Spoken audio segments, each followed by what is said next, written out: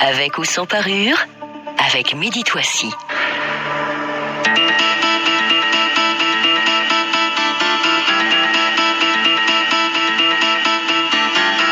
Bonjour et bienvenue amis auditeurs dans Avec ou sans parure, votre émission de débat d'idées sur Lux Radio. Vous nous écoutez à Casablanca sur le 99.2, à Rabat le 105.4. On nous parle et on nous rappelle souvent qu'il existe un islam marocain, un et un seul. Un islam qui ferait consensus chez nous. Mais alors, cette assertion est-elle fidèle à la réalité? Si oui, où puise-t-elle ses sources, ses racines historiques et théologiques, et qui en est l'initiateur? Cet islam marocain, pour existant qu'il soit, est-il flexible par rapport aux différents changements que traverse notre société? Pour en débattre avec moi, Hassan Aoulid, vous êtes politologue et écrivain, vous êtes docteur en sciences politiques et professeur-chercheur, vous êtes également conseiller scientifique du magazine historique Zaman, auteur de plusieurs ouvrages, le dernier justement qui vient de paraître est Pouvoir et religion au Maroc, c'est aux éditions La Croisée des Chemins. Merci d'avoir accepté notre invitation au débat. Hassan Aoulid, bonjour. Bonjour, merci de m'avoir invité. C'est moi qui vous remercie d'avoir accepté l'invitation. Également dans Tour de table, Jean-Marie Lemaire. Vous êtes chercheur en histoire des mentalités contemporaines. Vous travaillez sur les rapports entre politique et religion et vous faites également de la recherche en innovation sociale dans la société civile par l'éducation et la culture. Jean-Marie Lemaire, bonjour. Merci d'être parmi nous. Également dans le tour de table, Abdelrahman Riwa, vous êtes professeur de l'enseignement supérieur à Dar al-Hadith al-Hassaniya. Vous avez obtenu une thèse de doctorat sur les rapports texte-image. Vos recherches s'orientent vers les représentations de l'autre dans les médias. Merci d'avoir accepté notre invitation. Bienvenue. Merci, c'est moi qui vous remercie. Et enfin avec nous, Amine El Yousfi, qu'on reçoit via Skype. Vous êtes chercheur en sciences sociales, philosophiques et théologiques de l'université de Cambridge. On vous reçoit donc via Skype. Vous êtes titulaire d'un doctorat en sciences sociales de l'université de Cambridge, également chercheur associé au groupe Société, Religion et Laïcité, attaché au CNRS. Bienvenue, merci d'être parmi nous, Amine El Yousfi. Bonjour, merci pour l'invitation. C'est moi qui vous remercie tous d'avoir accepté cette invitation au débat. Messieurs, sans plus tarder, l'édito préparé par la rédaction et on se retrouve bien sûr juste après pour vos commentaires. Nous ouvrons le débat cet après-midi sur l'islam au Maroc. Le Maroc, pays officiellement musulman, l'islam au Maroc est religion mais il est aussi tradition. Le Maroc a toujours prôné un islam dit tolérant, modéré, tolérant vis-à-vis des autres religions et modéré dans sa pratique qui permet l'interaction entre personnes de confessions différentes. Se voulant un modèle de coexistence entre des différences qui dans d'autres espaces se rejettent, se combattent, s'entretuent. La place de la religion au Maroc est intimement liée au statut du roi, commandeur des croyants, musulmans de tous bords et éventuellement d'autres confessions. Nous y revenons dans le débat. L'islam du Maroc se veut particulier, mais l'est-il vraiment? Nous en débattons. Car si théoriquement et sur papier, l'islam au Maroc est une religion d'ouverture, de modération et de tolérance, il y a des faits qui montrent des formes de pratique ou de perception quasi radicale de la religion. Des discours, des faits où l'extrémisme ou le radicalisme s'expriment haut et fort. Nous y revenons. C'est aussi un islam qui montre certaines limites dans son adaptabilité quand il s'agit d'être en phase avec quelques demandes sociales. Quand le contexte social est sans cesse en évolution, la conception de l'islam se doit elle aussi de l'être dans une commune mesure. Aussi, la religion est-elle appelée à s'adapter à la société ou est-ce à la société de se construire et d'évoluer dans la mesure de ce qui est permis par la religion? Débat philosophique quelque peu existentiel? Sans doute pas, car c'est le dilemme de toujours et de tous les jours. Dans un pays officiellement musulman, l'islam est-il à évoquer et à invoquer à tout bout de champ, en tout contexte? Les lois sont-elles inspirées des règles de l'islam ou sont-elles seulement soucieuses de leur respect? Dans un pays officiellement musulman, est-il blasphématoire que les lois aillent dans le sens de l'ouverture sociale? Est-il maintenant utopique de vouloir une ouverture sociale? Est-il par ailleurs contradictoire de vouloir une religion officielle, l'islam en l'occurrence, en même temps que l'on dit vouloir une société actuelle, moderne et idéologiquement ouverte sur un monde différent? Y a-t-il un islam du Maroc? Si oui, quel est-il et comment s'exprime-t-il? Au Maroc, la société, la politique, l'économie sont-ils dans une union libre avec la religion ou y sont-ils fortement et intimement liés? C'est le débat que nous ouvrons avec nos invités cet après-midi dans Avec ou sans parure.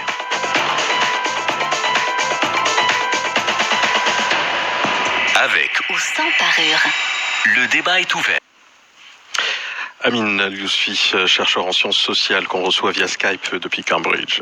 Je trouve que, sincèrement, l'édito, il est excellent. Il pose les bonnes questions, mais d'un point de vue anthropologique, et je l'ai entendu dans les réactions de mes camarades, c'est que la question de l'islam, et quand on parle d'islam marocain, ça ne veut pas dire nécessairement de parler de plusieurs islams, qu'il y a plusieurs islams. Oui, il y a plusieurs manifestations d'une religion universelle qui s'appelle l'islam, mais je crois que ça, c'est un débat qui existe largement en anthropologie, c'est-à-dire est-ce qu'il y a plusieurs islams ou il y a un seul islam.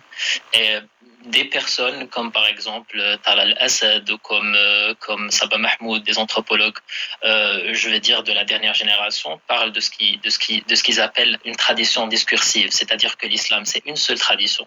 Mais il y a eu plusieurs discours depuis sa fondation, plusieurs interprétations qui ont fait que ce discours a été promu par les uns et non pas par les autres, ou par exemple qu'il y a eu une question de pouvoir qui a fait qu'un discours a été promu par rapport aux autres. Donc je crois qu'il faut faire juste attention par rapport au terme, et je crois que la première question qu'on doit se poser ici, c'est que veut dire islam ici, quand on parle d'islam marocain, et que veut dire vraiment marocain ? Parce que marocain, ça peut mener vers la civilisation, ça peut mener vers un archétype social, mais ça peut mener tout simplement à une certaine interprétation post-coloniale de ce qui est l'État-nation, de ce qui est le Maroc. Et donc l'adjectif réfère proprement à ce qu'a fait l'État-nation de cet islam, plus que ce qu'ont fait les Marocains dans une vision historique et dans leur relation historique avec cette religion. Levez, ouais. Amine Al-Yousfi, depuis Cambridge via Skype, peut-être des éléments de réponse ? Moi, je ne trouve pas qu'il y a contradiction. Moi, je crois qu'il y a eu une volonté de créer un récit historique. Driss Ier, définitivement, il fait partie du récit historique parce que c'est un shérif. Donc, soit on va s'attarder sur la question de est-ce qu'il était maliki ou pas, mais la question qu'il était un shérif, elle est centrale dans le récit historique de ce qui est Imarat al-Mu'minin, de ce qui est l'État-nation marocain moderne, etc. C'est la même chose qu'ont fait d'ailleurs les Marinides. Les Marinides, quand ils ont essayé d'incorporer encore une fois, après une longue bataille contre les Malikides, c'est qu'ils ont un petit peu intégré l'ashraf al-adarisa, encore une fois. Et donc c'est quelque chose qu'on a vu auparavant, et bien sûr que ce qui a été instauré de plus avec les Alaouiyin depuis leur venue de Tafilat. Par contre, moi je ne suis pas d'accord avec ce qu'a dit M. Rewa quant à l'existence seulement où je veux dire le Mouahidine, c'est l'époque où il y a eu une absence du rite malikite, ou je crois que non, dans plusieurs des douels, parce que soit on va parler que du Maroc, on parle du Maghreb, je crois qu'il sera plus judicieux d'utiliser la connotation arabe du mot Maghrib, le Maghrib al-Kabir.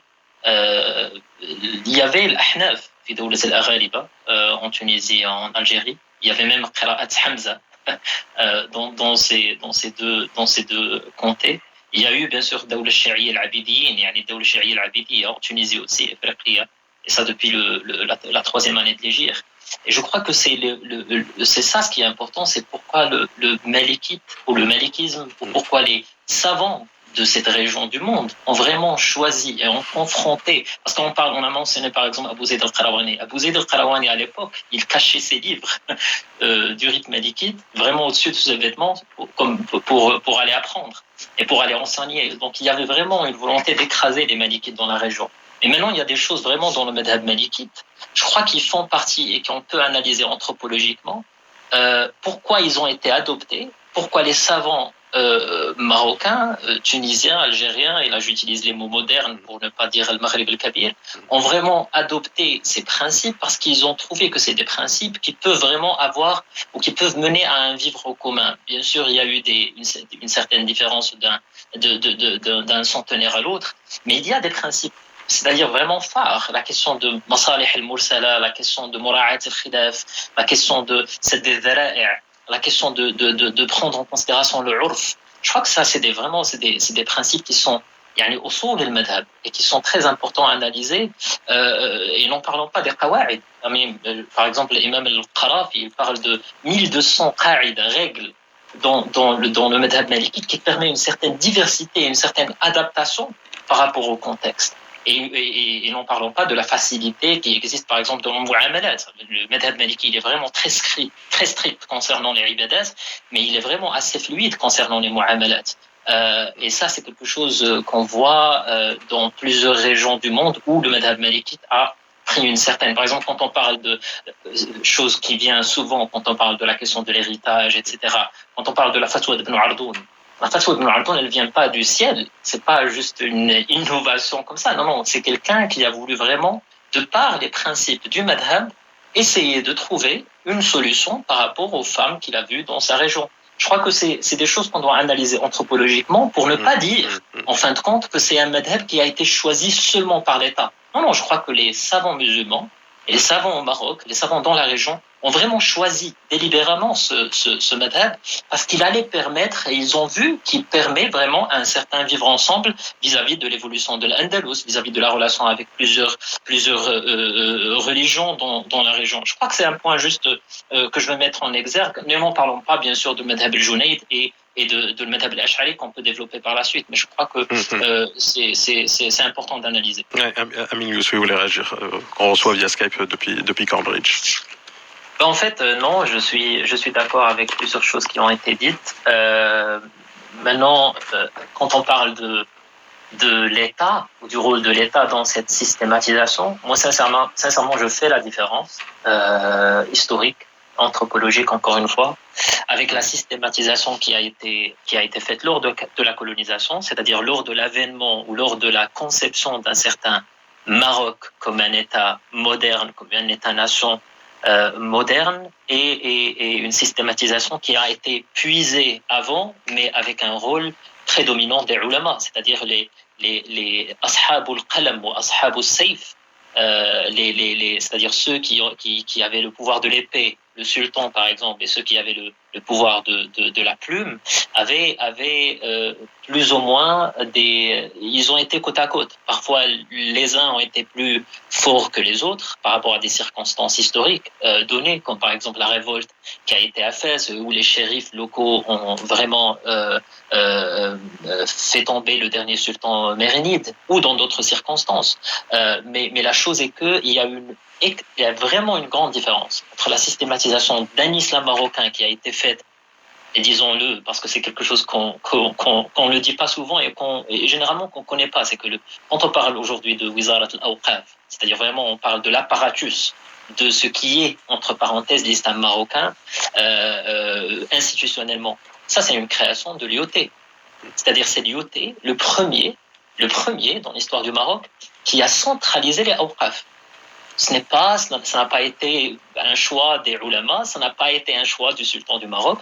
C'était l'IOT qui a décidé cela. Pourquoi ? Parce que c'est quelque chose que l'État-nation moderne, l'approche jacobine et l'approche centralisatrice de ce qui est un État moderne ne peut pas aborder. C'est-à-dire il ne peut pas y avoir un système économique à côté, très fort, qui touche plusieurs domaines. C'est pas seulement les mosquées, comme on le perçoit actuellement. Malheureusement, aujourd'hui, les personnes qui veulent vraiment investir ou qui veulent vraiment investir dans les awqaf et qui vont vraiment donner leur argent à un bien donné, ils peuvent le donner qu'aux mosquées. Ils peuvent pas créer des hôpitaux, ils peuvent pas créer des écoles, alors que c'est quelque chose qui existait avant. Et donc, les awqaf étaient de toutes sortes, même à l'époque marinide. L'un des hôpitaux les plus extraordinaires était à Fès, et c'était et ça, en fait, c'est le sultan marinide qui s'est accaparé de ce waqf pour un petit peu donner du financement à son armée. Mais le point, c'est que il y a eu une systématisation qui a commencé avec le régime colonial. Il y avait bien sûr des étapes, c'est-à-dire quand on parle de la division des villes nouvelles et des médinas traditionnels, c'était vraiment de vouloir vraiment détacher les ulama du socle social. Quand on parle du dahir berbère, c'est encore une fois dans cette même séparation entre le shra' et entre la charia, en quelque sorte. Et c'est vrai que c'était une distinction ethnique, mais la religion était centrale dans cette distinction. Puis en arrivant à la centralisation des awqaf, comme j'ai dit, qui était vraiment la raison attractive. Pourquoi le Maroc était une place attractive, c'est aussi à cause des awqaf. Entre plusieurs pays, et la France, bien sûr, a gagné le lot. Mais ça a continué avec le contrôle des Qarawiyyin. Ça je crois que c'est des choses qu'on doit vraiment en parler, parce que c'est une bureaucratisation qui n'a pas commencé seulement après les attentats de Casablanca. C'est une bureaucratisation qui a commencé avant, c'est une systématisation qui a commencé avec l'avènement de l'État-nation, et tout ce qu'on voit maintenant, c'est-à-dire toute la sorte de régulation qu'on voit actuellement, la place du Maroc dans le combat contre le terrorisme, à travers une systématisation du rôle des ulama dans le pays actuellement, à travers un certain placement de certaines figures dans des postes institutionnels donnés, bureaucratiques donnés, pour justement contrôler leur pouvoir de dissidence. Je crois que c'est quelque chose d'important qu'on doit aborder, parce que il y a eu vraiment une certaine rupture, même s'il y a eu une certaine continuité dans la tradition, dans ce qu'on appelle le rite, dans ce qu'on appelle le dogme ash'arite et dans ce qu'on appelle le tasawwuf junaïd. Amin Yousfi voulait réagir, chercheur en sciences sociales. On vous reçoit via Skype depuis Cambridge. Beaucoup de choses.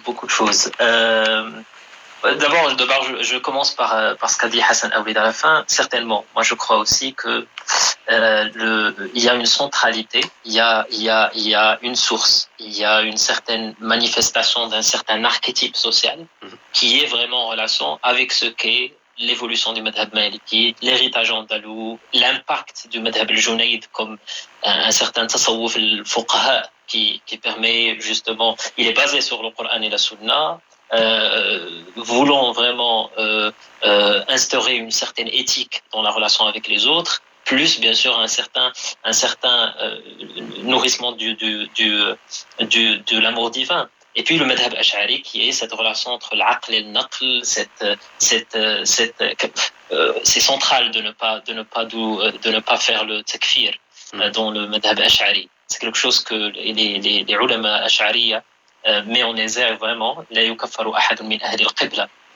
Et je crois que c'est résumé aussi dans le poème, dans le vers la tahkuman li ahadin bi jannah aw bi narin in aradta sunnah. C'est quelque chose que je crois que c'est très central, et définitivement ça a influencé ce qu'est cet islam marocain dans la société. C'est-à-dire, comme les anthropologues appellent, embodiment. C'est-à-dire que la société a incarné certains de ces principes, même si ces personnes qui ont incarné ces principes dans leur vie courante n'ont pas étudié chez un alim, n'ont pas nécessairement étudié al-Qarawiyyin. Mais ça fait partie de cette conception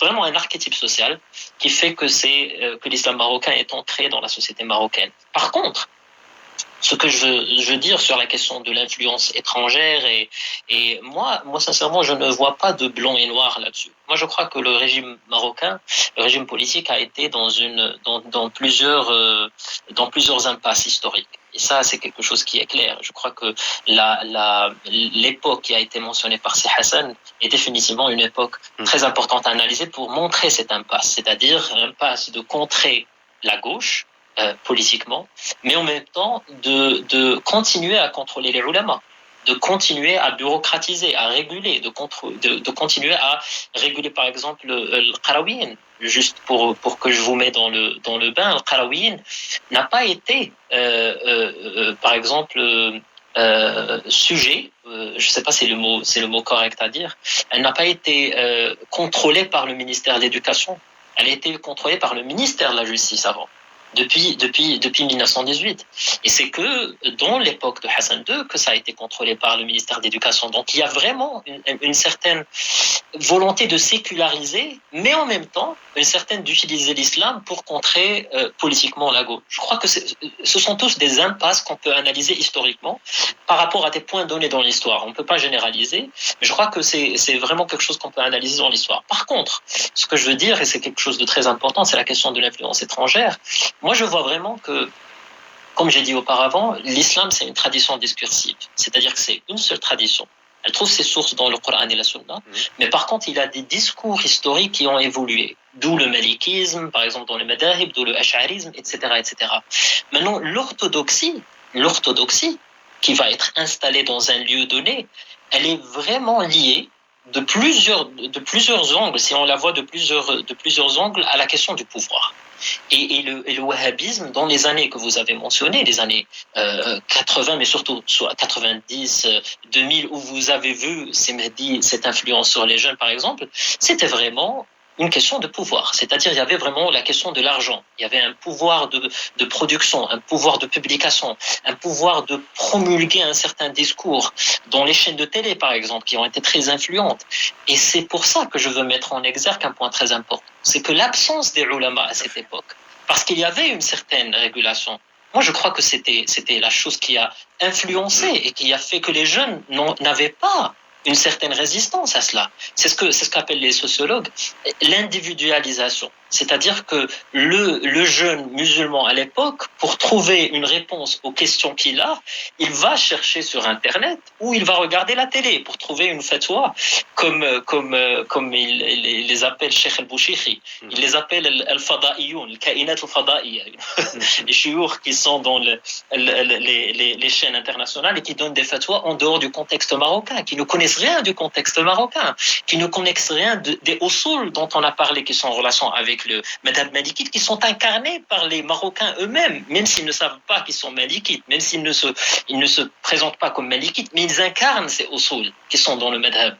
Et ça a créé vraiment définitivement un certain impact sur la jeunesse qu'on voit maintenant. Maintenant, la jeunesse, malheureusement, elle, si vous posez la question aux jeunes, la première réponse qu'ils vont vous donner, c'est qu'il n'y a pas de ulama au Maroc. Le problème, c'est qu'ils ne connaissent pas les ulama.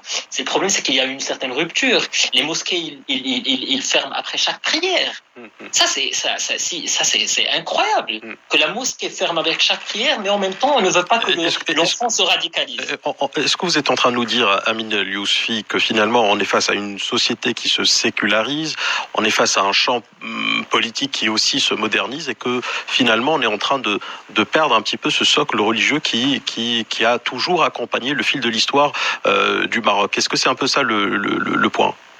Sincèrement, non, c'est pas mon point. Je ne dis pas que la société se sécularise et je ne crois pas que la question de la sécularisation, je ne l'adopte pas normativement. C'est-à-dire, je ne crois pas à la question que la sécularisation, ça sera l'horizon, ça sera le chemin, le résultat de toutes les sociétés modernes. Ça, c'est quelque chose que je réfute totalement et je crois que les sociologues, même ceux qui défendent la question de la sécularisation comme c'est vraiment le résultat de la modernité, ils ont réfuté cela de par ce qu'on a vu récemment, c'est-à-dire la montée des groupes religieux, la révolution iranienne depuis 79, etc.